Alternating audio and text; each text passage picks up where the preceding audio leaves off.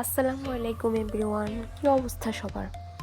আজকে আমি দুধ ছাড়া পুডিং বানিয়েছি। আমার বাসায় কিছু লেফট ওভার ব্রেড ছিল, তো ওই ব্রেডগুলো আমি পানিতে কিছুক্ষণ ভিজিয়ে রেখেছি। যেহেতু বাসায় দুধ নেই, দুধ ছাড়া পুডিং বানাবো, তাই আমি পানিতে ভিজিয়ে রেখেছি। যখন এগুলা নরম হয়ে এসেছে তখন আমি পানি থেকে উঠিয়ে নিয়েছি। ব্রেডগুলা খুব ভালোভাবে নরম হতে হবে, না হলে হবে না। তারপর দেখুন ব্রেডগুলো সুন্দর নরম হয়ে ভিজে গিয়েছে। তারপর আমি এগুলাকে উঠিয়ে নিয়েছি।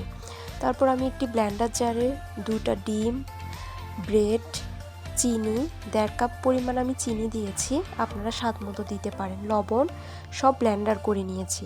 তারপর সুন্দর করে ক্যারামেল করে নিয়েছি। ক্যারামেল করতে সবাই জানে। তারপর পুডিংটা তৈরি করে নিয়েছি। সুন্দর পুডিং তৈরি হয়েছে। Thank you.